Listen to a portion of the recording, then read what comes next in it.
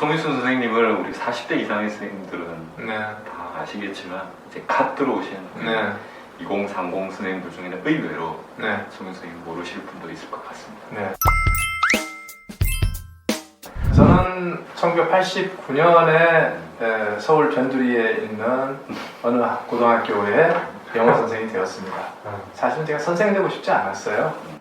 그 당시 선생이라는 것은 사회경제학 지위가 26위였어요. 이발사가 27위였거든요. 네. 그래서 아무나 가는 직장, 나는 내가 이렇게 뼈 빠지게 공부해서 국립사대를 들어가서 그렇게 선생 되고 싶지 않다. 그런데 그 당시 불가피하게 사대에 들어가면 수업료를 아마 면제받았을 거예요.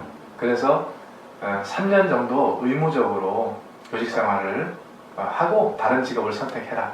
그런 그 제도가 있었습니다. 그래서 학교 선생이 할 수 없이 되었고 가보니까 참 의외로 좋더라고요. 아이들이 저를 아끼고 좋아하고 아이들이 저를 좋아하니까 이제 수업을 통해서 실망시키지 않기 위해서 애를 쓰고 남부럽지 않은 그런 이제 교직생활을 좀 살았고요. 우리가 1995년에 기독교사 연합운동을 시작했고 그 후에 일이 커져서 이제 나중에 연합운동이 좋은교사 운동이라는 그 운동을 이제 태동하게 되었고 그 일들이 의외로 많은 그 우리 국민들과 그 부모들에게 위로를 주고 또 그분들의 또 격려를 또 받으면서 이 운동이 좀 커졌죠. 그래서 결국은 학교 생활을 하면서 이 운동을 같이 병행하는 것은 이제 어렵게 되었고 그래서 저희 이사회에서 저보고 이 일들을 위해서 학교를 그만두라. 그래서 2003년에 3월 2일자로 학교 선생을 이제 사직을 했습니다. 제가 사실은 사직할 때 제 아내하고 의논 안 할 수 없죠. 근데 제 아내가 결혼하기 전에 데이트를 할 때 결혼하기로 마음먹었던 몇 가지 요소가 있습니다. 제가 좀 그래도 약간 썩지 않았다는 그런 어떤 약간 순수한 마음이 있는 거 거기에다가 교직이 주는 안정성 이렇게 살아왔을 때 좀 이렇게 안정적이지 못한 그 삶을 좀 살아왔기 때문에 남편이 가지고 있는 직업적 안정성이 그래도 여러 요소 중에 하나의 매력은 되었을 거예요. 근데 몇 안 되는 장점을 같이 붙들고 이제 결혼을 했는데 갑자기 그만두겠다고 하니까 이제 배신감을 느꼈겠죠. 근데 제 아내가 안 말렸어요.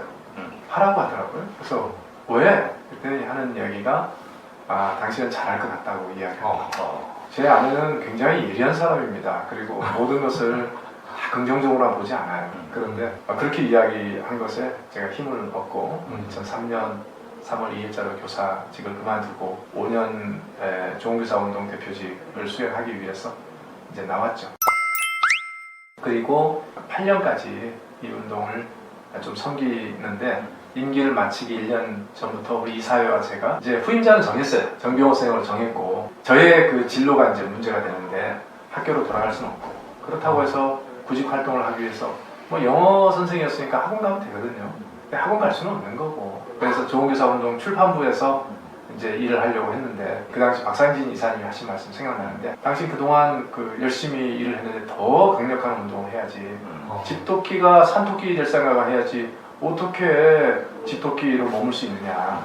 나이 45살밖에 안 되는 사람이 우리 교육의 가장 본질적인 문제를 해결하는 운동을 해야 된다. 그 본질적인 교육 문제가 입시 경쟁 문제 해소라는 것을 다 알았어요. 그러다가 이제 2007년 그 5월 달에 저희 교회 중고등부 예배 시간에 목사님께서 하시는 말씀 입시 경쟁 문제가 해결이 안 되고 너희들을 시험 고통으로 몰아넣는 문제가 아직도 해결이 안 되는 이유는 그 문제 자기 인생을 하나님께 던진 사람이 대한민국 40년 교육운동 역사상 한 명도 없었기 때문에 문제가 풀려지지 않는 것이야 라고 그 목사님께서 말씀하시면서 너희들도 앞으로 세상에 나가서 노동의 영역, 경제의 영역, 그리고 언론의 영역, 문화의 영역, 지역의 문제 이런 문제가 있을 때 그 문제 자기 인생을 한 사람이 돼야 돼. 이런 비전이라는 주제로 설교를 하셨는데 그 말씀이 저한테 확 바뀌어버렸어요. 그래서 해결 불가능한 일들은 아이디어나 어떤 그 문제가 복잡해서가 아니고 그 문제를 풀고자 자기를 드리는 사람이 없어서의 문제다라고 하는 목사의 말씀이 제 가슴에 박혀서 두말도 하지 않고 2008년 6월 12일에 사교육 국정세상을 시작했고 그것을 12년 동안 했습니다. 12년 동안 하고 그러면서 여러 가지 또 적지 않은 그 열매도 거두었고 그러다가 그 문제가 완전히 해결되지 않는 그 이유가 그 기업에 채용해서 학벌로 우리 아이들을 걸러내고 차별하고 있는 그런 잘못된 관행 때문이라는 것을 알고 그 문제만 해결하는 운동을 새로 시작합니다. 그렇게 해서 작년에 교육의 봄이라는 운동을 시작을 했죠. 사실 따지고 보면 교육의 봄, 그 이전에 사교육 국정상, 좋은교사 운동 이렇게 되어 있지만 저는 이 세 가지가 각각의 그 서로 별개의 일이 아니고 좋은교사 운동을 시작할 때 제 가슴속에 품었던 하나의 관심사의 다른 버전이다. 우리 아이들 그 입시 경쟁 때문에 고통받는 아이들 문제를 해결하고 하나님이 이 땅에 이 아이들을 생명을 주실 때 무의미한 그 점수 따기 경쟁에 자기 인생을 탕진하지 않고 하늘의 뜻에 맞게 자기 인생을 준비해서 직업을 선택해서 타자에게 기여하는 삶을 사는 그런 삶을 살도록 하기 위해서는 이 아이들을 지켜야 되는데 하는 그 하나의 관심이 저를 한 25년 동안 끌고 갔고 앞으로도 그럴 것이라고 저는 생각을 합니다. 분위기를 살짝 바꾸어서 네. 엄근진 말고 엄근진. 네, 자기를 표현할 때 인간 송인수라고 하면 세 가지 특징 형용사로 표현하실 수 있다. 첫 번째는 약간 이중성? 네, 그러니까 저를 처음에 보면 사람들이 날카롭다고 생각을 해요. 정이 없고 그리고 분석적이고 매우 논리적이고 이제 그렇게 생각을 좀 하는데 나중에 좀 알고 보면 마음이 약하다는 것을 결국 알아차리고야 말아요. 하나는 약간 무모함? 전 잘 몰랐어요. 몰랐는데 그러니까 제가 학교 선생을 좀 그만두게 되는 것들도 좀 그렇고 제 책이 무모한 교사들이잖아요. 원래는 그 카피라이터가 뭐라 쓰냐면 무모해요 송 선생이라고 책을 만들려고 하더라고요. 근데 저는 그렇게 하면 기독교사 운동의 역사를 다 개인화시키는 거잖아요. 그래서 무모한 교사들 이렇게 이제 해서 우리 좋은교사 운동 선생님이 다 무모한 사람이다 이렇게 했는데 저는 지금도 이제 어떤 과제가 좀 있다. 그것을 푸는 데 있어서 어떤 난관이 있느냐에 주목하지 않아요. 아무 전제 없이 상상하고 어떤 걸림돌도 없이 상상을 하고 그렇게 해서 그것을 풀 수 있는 길들을 찾고 그 난관은 이걸 어떻게 풀어야 될 것이냐 이렇게 나누어서 좀 보기 때문에 남들이 보기에는 굉장히 좀 무모한 사람으로 좀 내비치는데 저는 변화를 별로 좋아하지 않아요. 새로운 식당은 안 가려고 하고 취향이 있으면 옛날에 그 취향을 그대로 고집하고 새로운 것들을 별로 즐기지 않고 이제 루틴한 걸 아주 좋아하고 이제 그런데 어떻게 그렇게 무모할 수 있는가 그런데 그건 다른 문제죠. 삶의 방식은 좀 그렇게 루틴한 것을 좋아하고 복고풍일지라도 아이들의 생명을 좀 살리는 일이라면 그게 뭐든지 어떤 난관이든지 나는 그거 개의치하지 않겠다 하다 보니까 남들이 보면 진취적으로 좀 보이는데 두 가지가 뭐 이제 가질 수 있다 하는 생각이 들어요. 세 번째 제 특징은 너무 눈물이 많다. 예를 들어서 집에 이제 TV 없지만 옛날에 TV 있을 때는 이렇게 같이 소파 시간이라고 드라마를 좀 보거나 그럴 때 살짝 감동적인 순간이 있으면 제 아내가 울지. 제 아내가 안 울고 애들도 안 우는데 영락없이 제가 울고 있어요. 예를 들어서 또 쿵푸팬더 보러 가요. 쿵푸팬더 재밌잖아요. 근데 쿵푸팬더 3 처음부터 끝까지 재밌는 얘기예요. 근데 저는 거기서 막 울었어요. 어떤 장면에서? 이 아이가 이 대망을 물리치기 위해서 그 팬더들을 이제 훈련시키거든요. 그 훈련 방식 제 몸에 안 맞아가지고 판다들이 그동안 해왔던 거 있잖아요. 뭐 이렇게 미끄럼 타는 거, 뺑 도는 거, 뭐 탁 치는 거 이런 걸로 결국 대망하고 겨루서 무치다 이겨요. 여러분, 진짜 자신이 될 때 강력한 힘이 나와요. 자신이 누구인지, 뭘 잘하는지, 뭘 좋아하는지, 나다운 게 뭔지 찾아요. 그렇지, 잘한다. 좋다, 계속.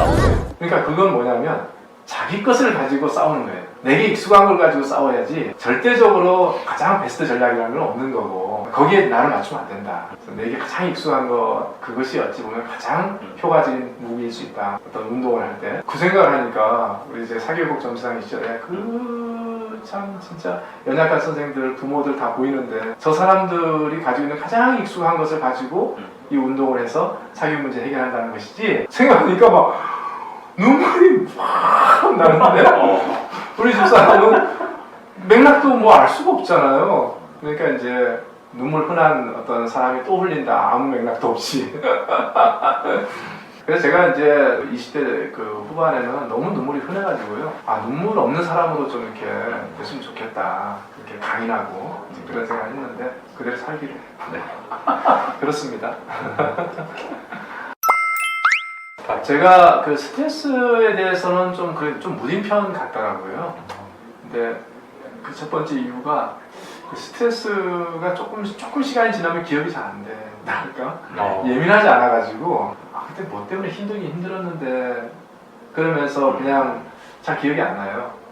그리고 좀 낙천적인 측면이 있어요. 사물을 볼 때 긍정적 측면을 적극적으로 보려고 해요. 부정적인 측면을 안 보고.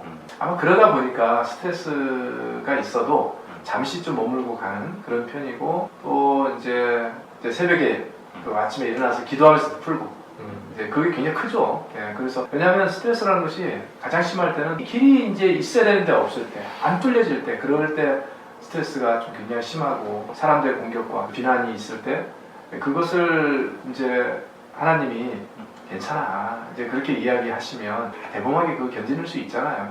이제 그것을 들을 수 있는 그 유일한 기회잖아요. 말씀 보고 기도하고. 그래서 뭐 영적으로나 운동적인 차원에서 그렇게 이제 많이 좀 이제 풀어왔었고 뭐 운동도 조금 하죠. 뭐 탁구를 친다든지 등산을 한다든지 뭐 걷기를 한다든지 주로 이제 돈이 안 드는 운동을 저는 이제 선호하죠.